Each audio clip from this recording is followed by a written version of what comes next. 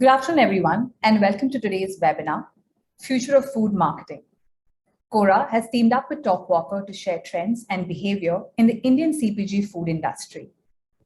Before we begin proceedings, I'd like to acknowledge and thank everyone for taking the time out from their busy schedule and joining us today. I'm Neha Chimbulkar, and I head business marketing for Quora APAC. Some basic housekeeping rules for the session. We request you to place any questions you may have on the Q&A section that can be found at the bottom of your screen. Our team of Quora and Talkwalker experts will answer them along the way. Also, we have a detailed report on the Indian CPG food industry trends, which will be emailed to you post this session. We hope you find today's webinar informative. Just to briefly cover what we are going to deep dive into. The first part of this session covers highlights of the report, where we touch upon the ever-shifting point of sale and how behavior and context will take targeting to the next level. This will be followed by a pre-recorded panel discussion where our esteemed industry experts will help you understand the future of food marketing in a post-pandemic world. If you have any questions for our speakers, please do not hesitate to place them in the Q&A section. We plan to get them answered by our experts and send a follow-up content piece to everyone. Your co-hosts for the first part of the session are Nigel Chu, Marketing Manager, Talkwalker APAC, and me. With that, let's dive right into it.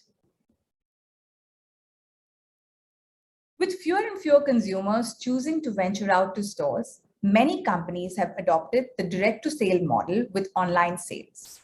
While grocers remain FMCG companies' most important and strategic trading partners in majority markets, FMCG brands also need to ensure that they achieve pervasive distribution of their evergreen brands through multiple channels. Some brands are taking it a step further and finding consumers during their daily routine. Take Uber, for example.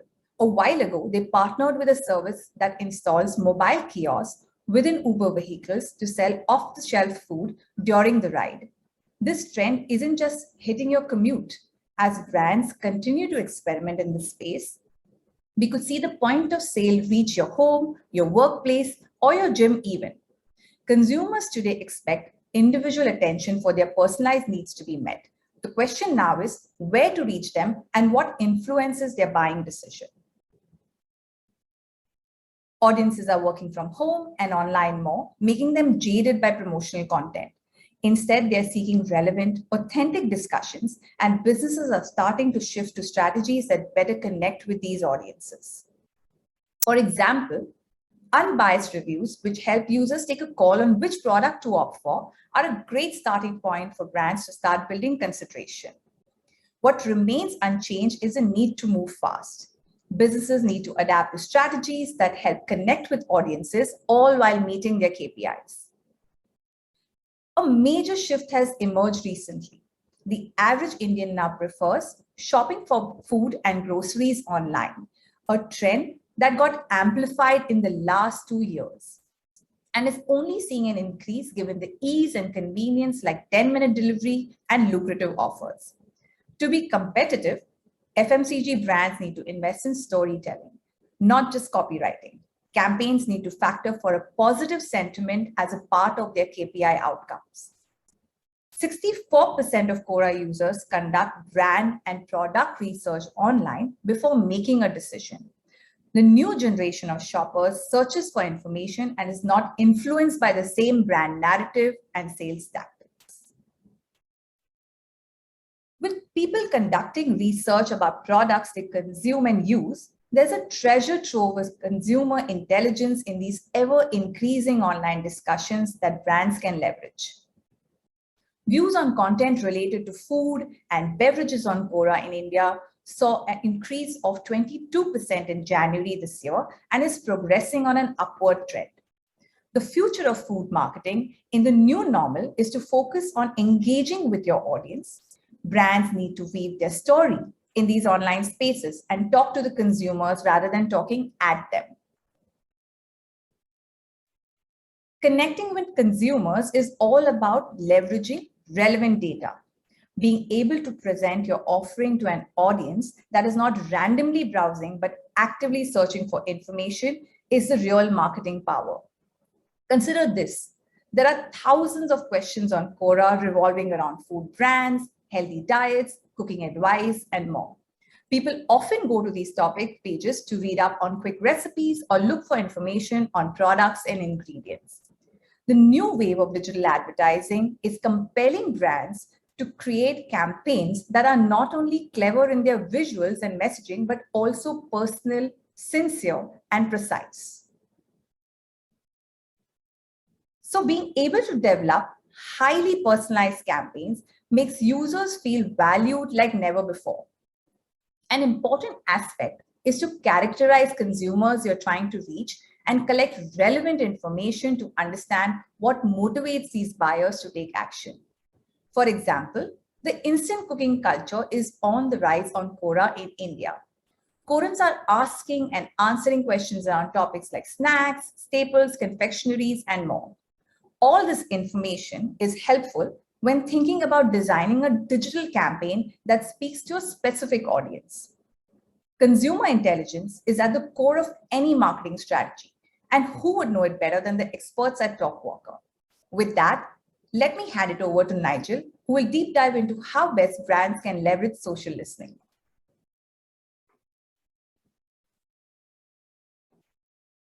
Thank you, Neha. So you've set the scene beautifully, and I can't wait to share the Talkwalker insights that we have in store next. Firstly, a quick introduction. I'm Nigel, Marketing Manager APAC at Talkwalker. The Talkwalker India team is based out of Bombay, and we have fantastic experts that are excited to meet you. So please feel free to reach out post this presentation and panel. So to quickly recap what Quora has covered, we've witnessed an ever-shifting point of sale towards digital channels. In fact, more than 60% of Indian consumers today are leveraging an omni-channel approach to shop across categories. For grocery products in particular, this is 68%, according to a recent McKinsey survey. What this means for CPG food brands and marketers today is that they increasingly need to tap into the conversations that are happening across these digital channels and social media platforms in order to unlock the human stories that are behind that consumer data. And that's precisely what we've set out to show you today in this next section of the presentation. First, up on the slide, we're looking into to-go food versus at-home eating trends. When we run our analysis on conversations related to food deliveries, takeaway, and to-go orders across all data in India in the period April 2021 to April 2022, we see a falling trend in these food delivery conversations over time, except for a recent peak in March, which followed Zomato's announcement of a 10-minute food delivery service. If we look at the bottom graph, at-home eating conversations remain relatively consistent and evergreen over time. However, these themes have also evolved over time from 1-minute lockdown recipes to healthier food and immunity-boosting ingredients, to then point C, more experimental DIY recipes and dining reviews in the post-lockdown period. So by keeping in mind to take a pulse of the consumer conversations and developing an awareness of these trends as they emerge, brands and marketers are able to create best fit opportunities to present their product solutions. Let me give you an example. If we use the Talkwalker tool to zoom in on data from a platform like Quora, we're able to surface some of the top influencers in trending conversations, for example, just on lockdown recipes and cooking across the past year. And as you can see here, some of the most engaged posts are on none other than organic recommendations around Maggi recipes. Apparently, and we see agreement amongst many Quora users, 2-minute noodles are a well-liked solution to lockdown hunger pangs. And we can imagine how other food products and brand solutions can be advertised effectively alongside such organic conversations that are happening. With that, here's a quick summary of a few emerging themes over the past year to bear in mind. Next, not only has meal delivery gained in popularity over the past year, consumers in India have also become accustomed to the convenience of online grocery deliveries. And this has placed more pressure than ever on solution providers in this space to look after the end-to-end satisfaction of their customers. For this, we ran a quick competitor analysis on some of the top online grocer brands, including JioMart, Big Basket, and Blinkit. And as you see from the graphs, from the graph in green here, we have JioMart recording the lion's share in terms of mentions. And if we filter these 266,000 results further and apply our sentiment analysis, we see here that JioMart is also in the lead on positive sentiment ranking at 42.5%, followed by Big Basket and then Blinkit. Of course, we can further slice and dice the data with filters and more refined analysis, but we'll keep the industry observations top level for now. Quickly transitioning to the theme on healthy eating, we see snack brands like Too Yum and Right Bright carving out their own niches even within the space and under the same banner of the healthy snacks category. And this is fueled by a close understanding of the preferences of their consumer audience. By looking just at data from February to March, for example, we can see that Too Yum conversations are centered around their cricket star brand ambassador Virat Kohli, with mentions such as yum, chips, masala dar, potato, aloo, and of course, we see here his social media handle standing out. If we look further into what this means for the performance across different product categories, we see chips here outperforming Karare, rings, and sticks range of the Too Yum brand in online conversations for the most part. And if we compare this to what is being said around another healthy snacks category, this is Right Bright, we see a very different set of keywords centered on protein, energy, healthy, workout, daily. Zooming in on some of these keywords, we see protein and energy becoming enduring associations that food marketers behind the Right Bright brand are keeping up and helping to accustom their consumers to. And this is on the back of focus on around the ingredients and the nutritional properties. So here we see a very interesting distinction between wellness focus and lifestyle focused marketing, just within the healthy snacks category. Finally, if we zoom out a little and look at trending conversations on food and sustainability, we see top trending conversations in innovations in the packaging market, for example, 17.5%, and down to alternative and next generation proteins, 9.4%. And this is based on analysis of conversations in India across the past 12 months, April 2021 to April 2022. Here's just a quick snapshot of some of the research that has come out around innovation in packaging, in the packaging market, around more biodegradable materials, for example. And we also see the opposite end of top trends, alternative and next generation proteins. We see publications covering this and consumers becoming exposed to more and more alternative diets and options in the market. So brands in this space, in the CPG food space, will want to think about how they're going to integrate some of these top themes into their marketing and into their messaging, including innovations in the packaging market, sustainable foods, agriculture, healthier diets, the role of energy in food production, think supply chain, and also alternative and next generation proteins. How are these new age ingredients going to be part of the next product? And without further ado, I'd like to hand the time over to our panel. For reasons of conflict schedule, this was pre-recorded, so please allow me just 10 seconds to really pull up the recording for you. We have a very, very exciting discussion in store.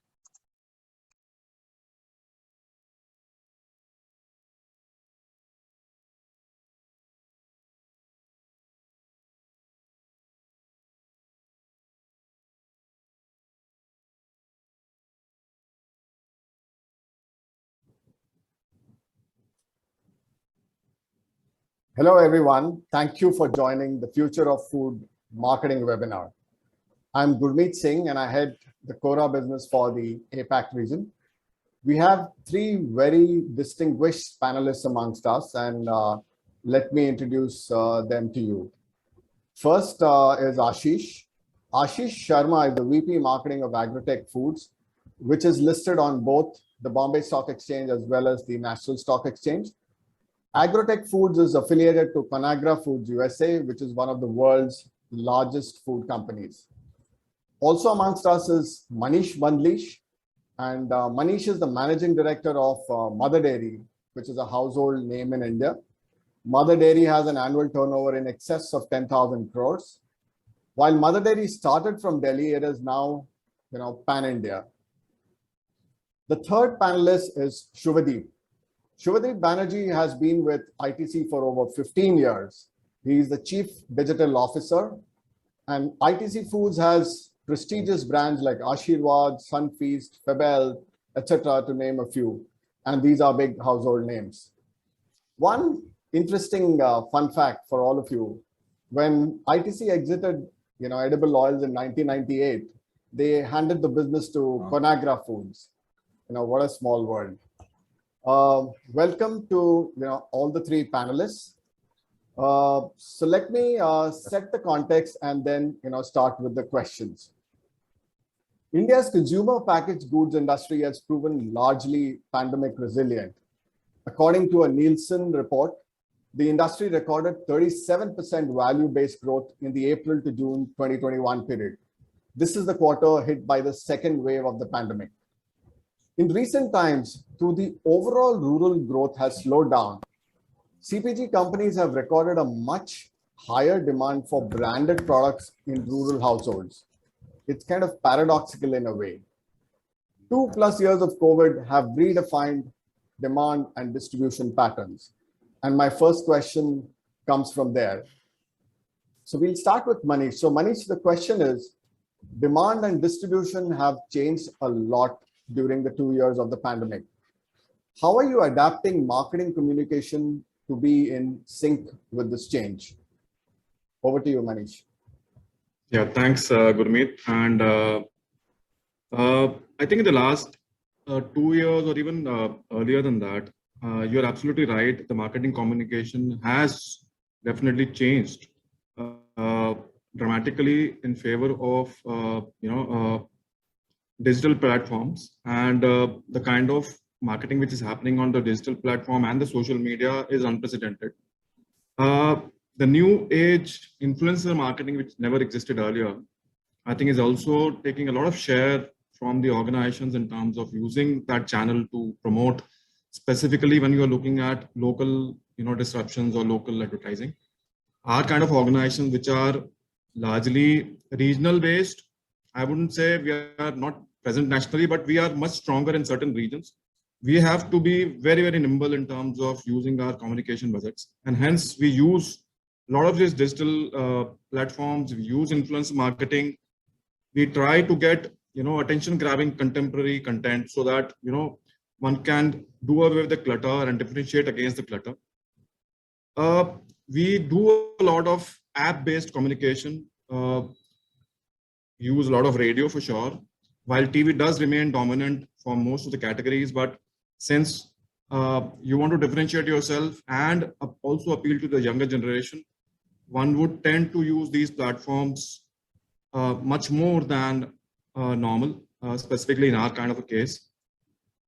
One interesting phenomena which is also happening is the growth of OTT platforms, especially in the last couple of years due to COVID, because of lack of content on the movies and that front. As we all know, the OTT platform became very, very strong, and I think that is another channel which we are definitely actively exploring. Along with communication, it is very important for us to also differentiate with the consumer or add value to the consumer with newer products, contemporary packaging, and in terms of service to the consumer through convenience. So I think all these combined, as an organization, we are trying to adapt to the fast changing environment. Thanks, Manish.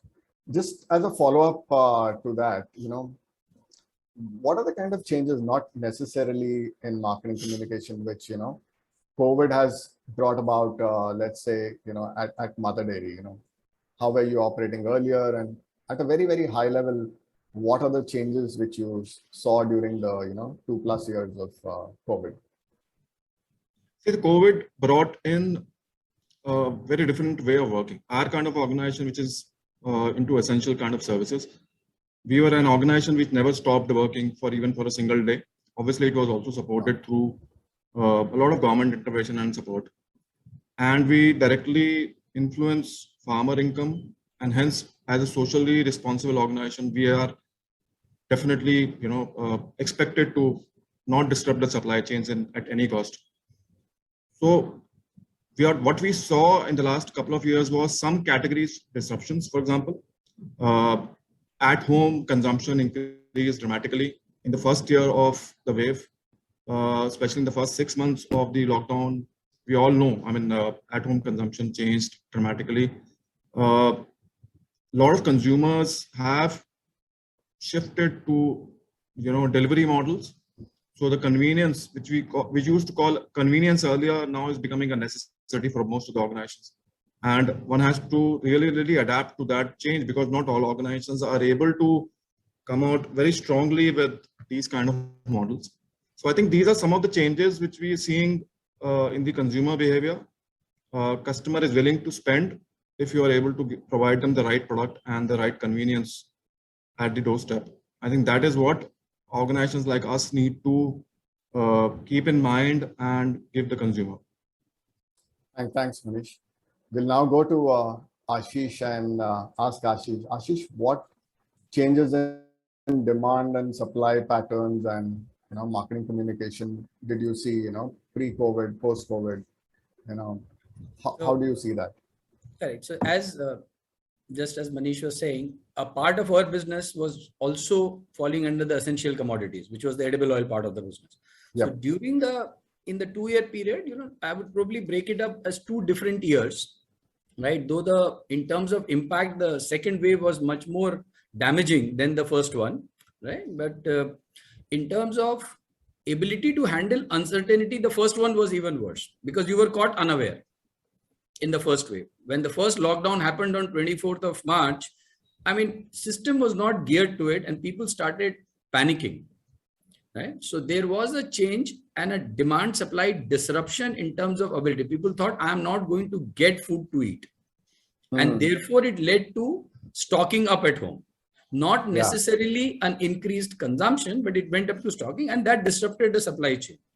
On the other side, when this happened, imagine the factories. I have this, before COVID, everybody would have plants operating at most optimum efficiency. Suddenly, you put up a social distancing norm in the plant operating line. Yeah. Right. You just can't have the production rate at which you want. Then you had a situation that a truck left from your factory, right? But before it reached your depot, right, the guy tested positive, driver. And then the backtracking ensured that your plant was in that problem. So even in the plant, we had to start creating changes in loading, unloading, so that the contact is minimal. How do we track this? And these are all completely new things. All of us sit in our cafeterias, which are just sitting next to each other. Right? Now imagine a factory with 600 workers.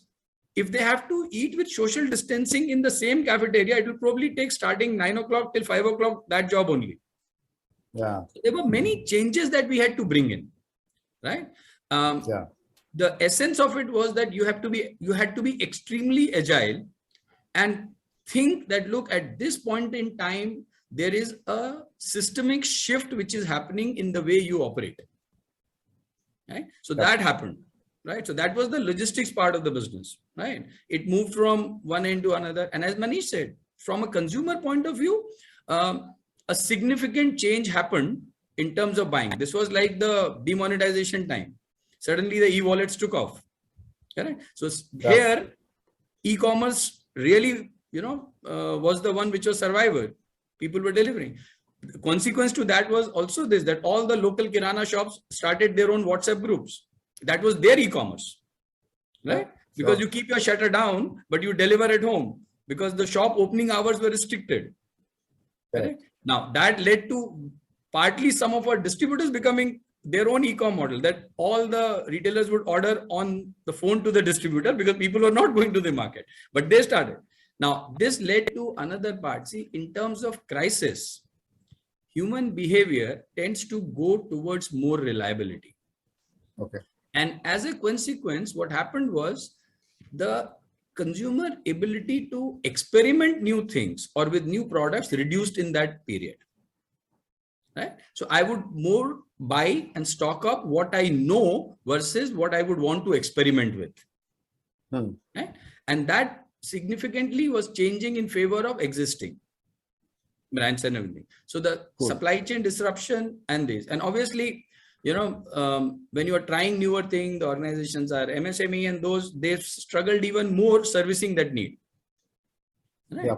So that was, one was the buying habit. The other was the consumer behavior in terms of, what they wanted to try. They first shifted towards more reliable, known, and trustworthy brands. The third thing which happened was, obviously, in our kind of business, we had fortunately both combinations of in-home consumption and out-of-home consumption. The bag snacks or snacking business was out of home, which really took a beating because people are not going out, but it added to our business, which was in-home. So the brand that you see on the screen is Act 2 Popcorn. So most people ask me this question, that's about movie theaters. I said, no, Act 2 Popcorn is about in-home consumption of popcorn, not about the popcorn consumption in theaters. Fortunately, as Manish was talking, one change in the newer development was the new mediums. Okay. OTT and other things coming up, right? However, there was one more thing, and that is what we worked on. And I wouldn't say that we started working after the pandemic. Actually, we started working prior to the pandemic, but it just got timed well. I wouldn't say that, that I could time it that well, but it just got timed well. We developed the communication to consumer on in-home popcorn consumption as apne ghar ko banaye apne papa ka cinema hall. And it got timed with the pandemic, and we just had the, business which went rocking for us. Yeah, it just took off because it got so well timed. Everybody was at home watching movies at home, and we said, and they were all enjoying. And if you remember, in the first wave, there were so many people experimenting with so many things. Right? I mean, everybody did something new in the family and started socially posting it. Right? Yeah, so absolutely. One was also the communication that we did, right? Sure. The messaging moved to this. Similarly, on our another brand, peanut butter, we did the same thing, that we realized that people are not going out of home and health needs in terms of protein needs was going up, right? So then that is what we started coming. We curtailed our edits. We made sure that we are talking only the protein benefit, right? And so on and so forth. In terms of execution, apart from trying to do other mediums as messaging to catch people, obviously got it. As the year went by, people could, rattle out Bahubali backwards, seeing the same movie 8 times on the movie channel, right? So there were these kind of things, but then it was a combination of both. So for us, it worked that way, right? One part of our business had an impact. The other part did very well for us. Got it. Thanks for sharing that, Ashish. We now go to Shubhadeep. Shubhadeep, what did ITC Foods experience during COVID, and how did you guys adapt? So COVID was, we want to leave it behind, but it made some, and it has been spoken about so much. And even Manish and Ashish mentioned a lot of stuff, which would be common to us as well. But let's talk about some fundamental shifts that happened and where it stood later on, and the table shifted once for all. We talked about commerce, and commerce as a channel shifted, and that has also splintered further, right? So we have quick commerce, we are talking about social commerce. Each of these areas, which were relatively muted a couple of years back, really kind of took off. And that makes life interesting as well as challenging. What portfolio to work with, in which part of the channel mix, and so on and so forth. The other big thing that has happened is also about this unbranded to branded shift. So I think Ashish was talking about reliability, and this happened that a lot of categories, and if you look at it from a household penetration standpoint, moved from the unbranded form of consumption to a branded form of consumption. We observed that even in case of branded atta, and Ashirvad saw that significant shift that was happening, because it was all about trust, it was all about hygiene, it was all about having a better consumption. There was a lot of value reframing that happened. So what we otherwise call out as, let's say, conscious consumption, what we only assign to Gen Z and said it's all about giving back to society and for them it matters most, etc. You would see here that today, and the social listening pieces used to talk about it from a chatter standpoint. Now we see that in action, right? That It matters even across life stages. So it's just not Gen Z, it's also Gen X, it's also baby boomers. Multiple life stages keep talking about now very, very passionately and act upon their choice today, depending on that. That's another significant shift that happened. We also observed that we all heard about double jeopardy, like law of double jeopardy a couple of years back. The book really made a wave, etc. We saw that manifest itself in its full glory.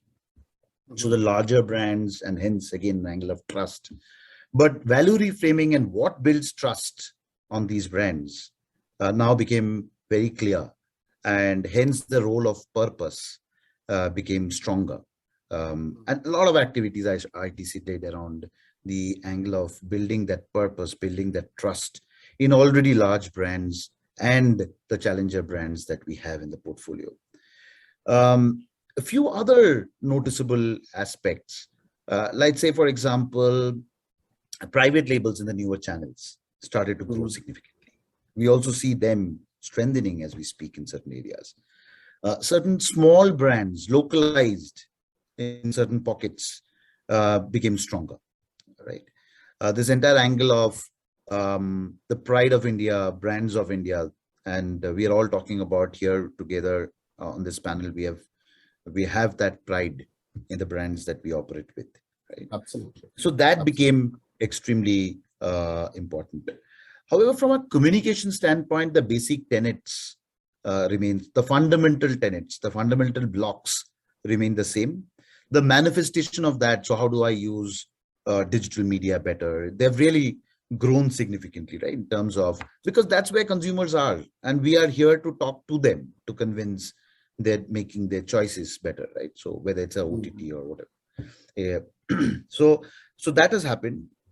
And also there is too much of content being thrown at people, right? So the need for being a little more disruptive in your nature, in how you're communicating, that becomes critical. So that's another interesting challenge that is there with the marketeers today.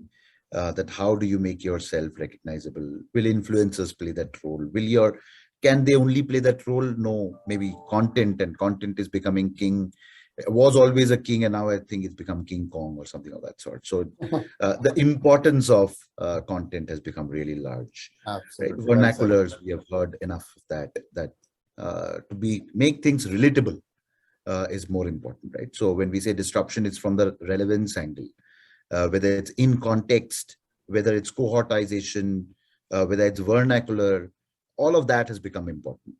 Voice has become so important as part of how we communicate with people, right? Whether it's search, whether it's using some voice apps, and so on and so forth. So I think there is a plethora of stuff that has happened, and I think the most exciting era for us as marketeers, some of these just got accelerated because of COVID.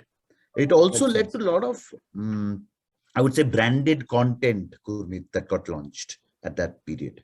For example, our chefs. So we know about the experimentation. We're talking about in-home, right? Experimentation with food really took off significantly at that point in time. So we thought that let's use our brands, let's use our chefs, let's create an entire set of programs around it. And whether it was on the entire Star TV network, plus the entire Hotstar, and we went ahead with doing some 13 episodes and so on and so forth, dedicatedly.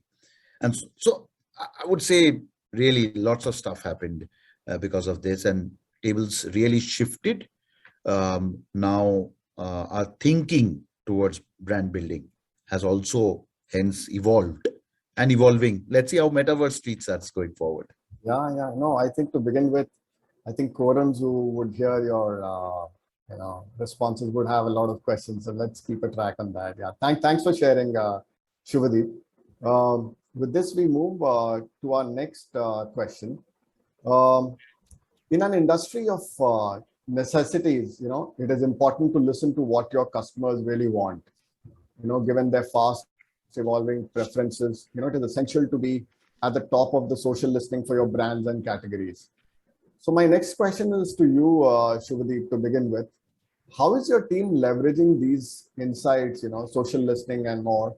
What is your social listening strategy? do you have any use case for any brands or overall? Yeah. So Gurmeet, social listening was all happening even prior COVID. The journey had already started for us. And I think our journey started around 2018 onwards around this. So the core, let's come to the core of it, is that if consumers are the core of our brands, our business, right? Consumer inciting was erstwhile, if you look at it, and very strong, bold, underlined erstwhile, was surveys, depth interviews, group discussions, syndicated data sets, and so on and so forth. Are they passé? Are we done with them? No, not at all. They're all there and will be there. The important part is that it has evolved. So today, when we use social listening tools to understand life stages, evolution of life stages, what is important to them, when we listen to them from the space of need spaces, when we look at them from measuring and seeing, okay, what Mother Dairy is doing, what is Sundrop doing, what is Act 2 doing, what is our brands doing in comparison to that. While these have become an interesting and very, very impactful source of information from an inciting standpoint, and there are lots of use cases within the organization and it has now become an integral part with the existing or so-called erstwhile way of inciting. What has also happened, Gurmeet, is that social listening is just not inciting, it is also what was CRM, and which was only calls and emails primarily. Now ORM has become very, very important, right?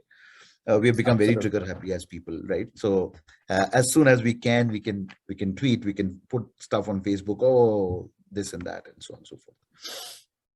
So that's another angle to that entire social listening piece. But what is also, and this entire CRM, ORM data is now become another large source for the insights team to generate more insights. This is the feedback that people give. This is the queries that people raise, even complaints and compliments, right? So that's another way another great source that has come in. The other interesting area is all of us and many of us are working on first-party data. Now, first-party data has become another large source of lovely insights. What kind of content is working? Can we understand them from the angle of some deterministic behavioral patterns and some probabilistic behavioral patterns, like what are they browsing, etc. basis that. And that has led to twofold stuff. What kind of content can I create? So the insights team are now suggesting, but what kind of content do we create? The social listening is helping the moment marketing team with what kind of moments, fluid moments that we can capitalize on, right? Fixed moments like Mother's Day, etc. are always there, but how can I capitalize on the fluid moments? And those are interesting ones because you have only 7 hours, max 4 or 5 hours of TAT to really convert some interesting copies and put it up, right? All of it is lost. So how agile can you be in your entire work? So social listening in our eyes, it's just not social listening. It's this new world of insights that have really come up and sat on our lap to be capitalized, to be utilized in order to generate business better and have multiple opportunities to connect with consumers. And again, in the context, being relevant enough and so on. Interesting. So I think that's where it stands for me today. Thank you for that. Manish, your POV on this in terms of, digital strategy, social listening, how is kind of Mother Dairy adapting to it? I think very aptly said by Shojit. So I'll try not to repeat what he's already said.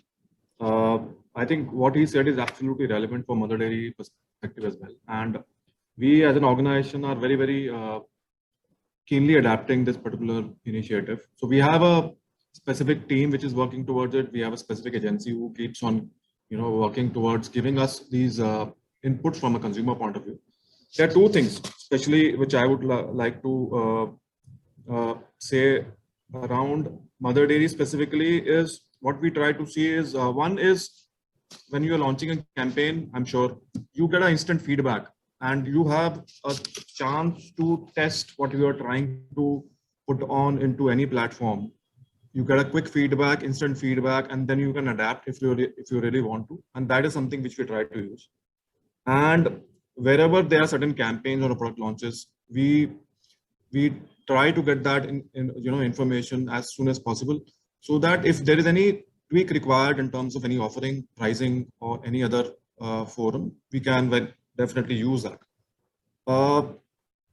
It is important to understand that one of the things which can happen in our kind of products, especially food categories, is customers today have that power or ability, whatever you call it, to give good or bad comments. Normally in the Indian society, we always hear, even in our organizations, people always say appreciation is something which we miss, and that is the culture of India. I mean, people really do not put good comments as much as they want to give bad comments on the any of the platforms. तो पहले जो धमकी आती थी कि मैं police में चला जाऊंगा, अभी धमकी आती है मैं ट्वीट कर दूंगा या मैं सोशल मीडिया पे आपका ये सब वीडियो डाल दूंगा. So as an organization, it is extremely important to be proactive and internally also adapt to this change, set up SLAs within the organization to be able to address customer queries or feedback or critique as soon as possible, so that first we are getting the right information. There could be some things wrong in your supply chain. There could be some issues with your product, which could have gone wrong in the overall, delivery to the consumer. And hence, it also helps us in terms of adapting to that change, giving the customer the right ear. And so we very actively track that as an organization, because earlier feedback used to come, in its own time. Now it is instant. So besides what Shubhadeep said, I think these are some of the important things as an organization we try to do. Sure. Thanks, Manish. Just one point to what Manish was mentioning, this feedback, right? I think the reviews and ratings that we keep looking at, we continuously keep looking at that on various e-com portals today, other than, of course, what lands on our plate through CRMO. I think they are also very rich information sets to take corrective actions and early corrective actions. You learn something and you get a post-launch track done and you get feedback, versus how can you get it on ITC store? How can you get it from quickly from your various e-com platforms, the way people are putting reviews? Absolutely. So those become really interesting. Yeah, and it's good to see the ITC store like really grow. Yeah. I get your point.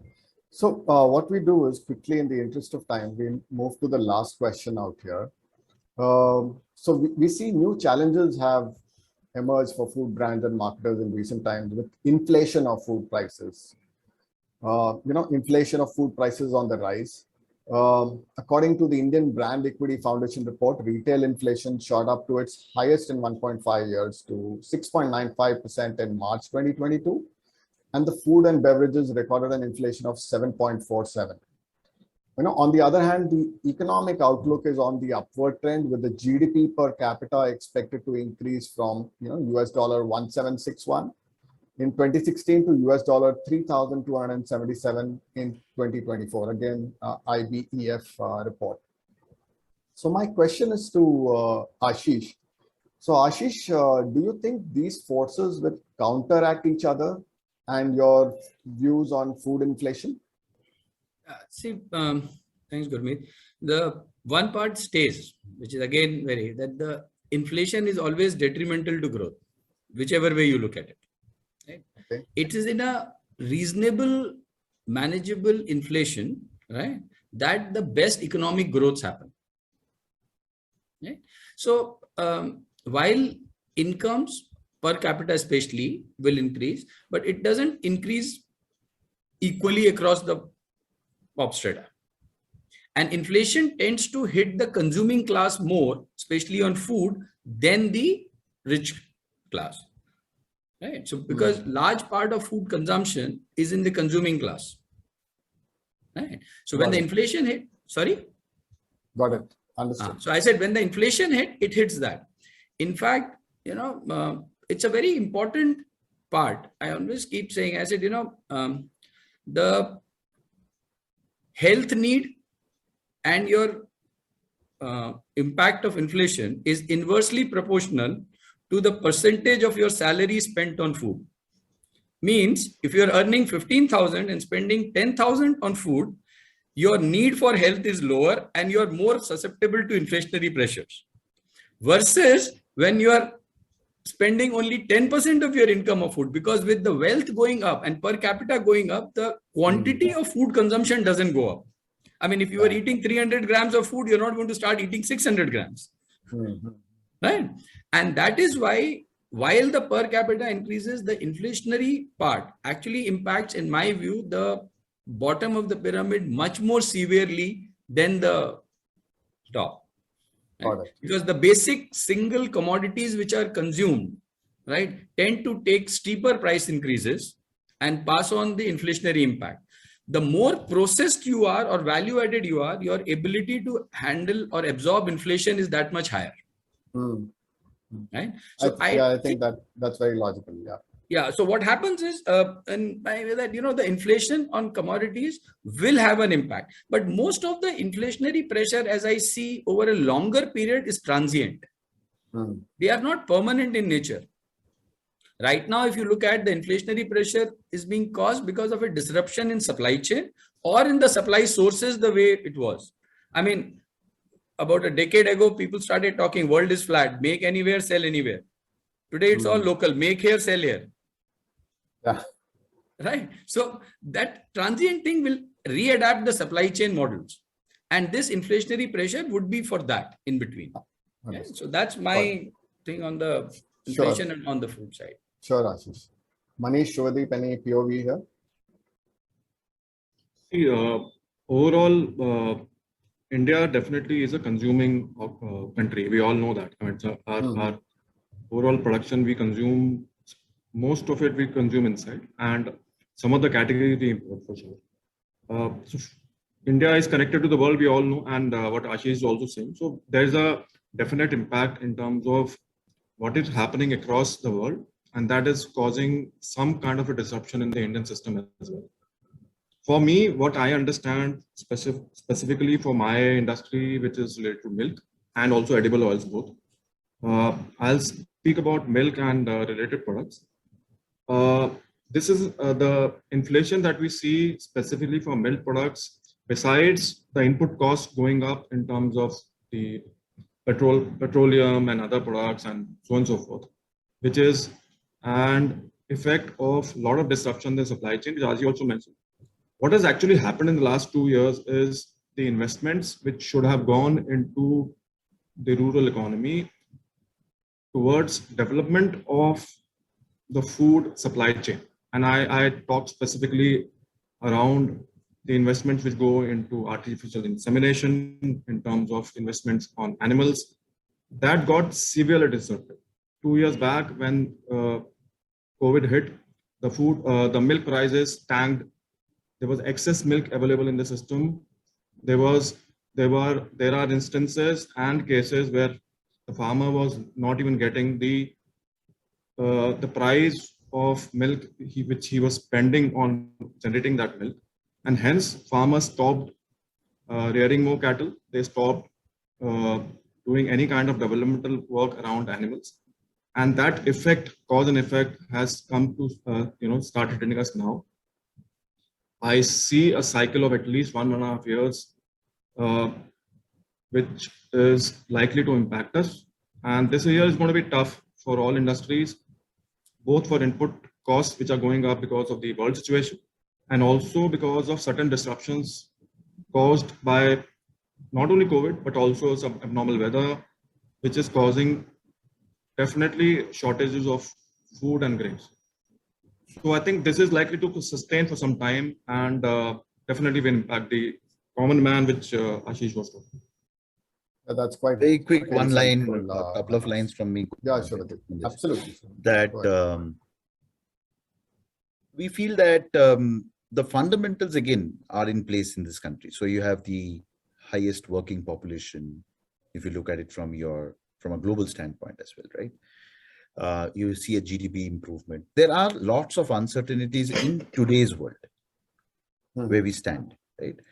Inflation is one of them, one big one, which is impacting consumption. We are already seeing some signs of that in the market.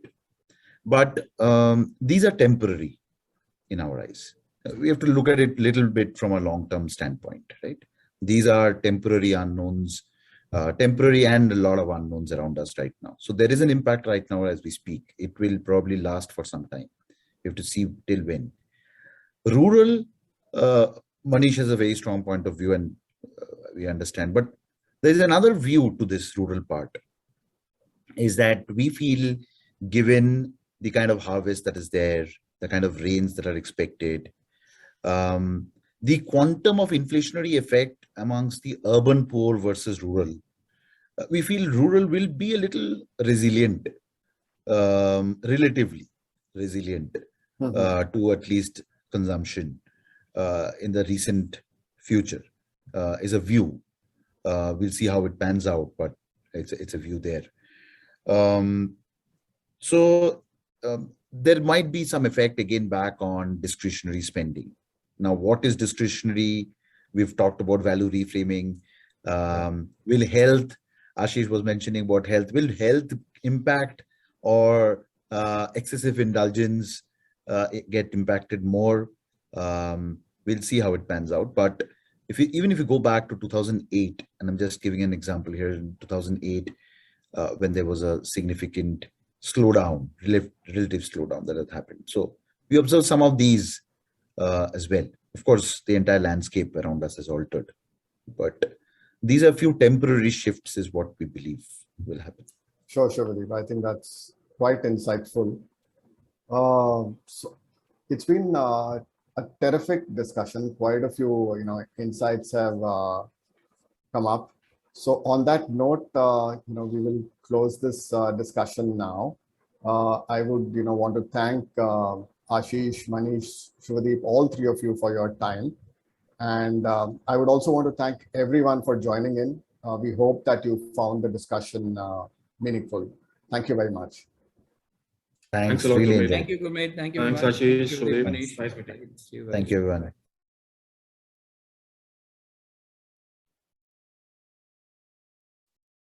Well, that's all we have time for today. Due to paucity of time, we'll email you answers to questions you have raised for the panelists, as well as a copy of the report. We hope you enjoyed this webinar, and we thank you for taking the time to join us. Before we sign off for the day, just wanted to let you know that you will be able to access the on-demand recording of today's webinar within 24 hours of the webinar finishing, and we will send you instructions on how to access it. A big thank you to our speakers once again. Goodbye and have a great evening.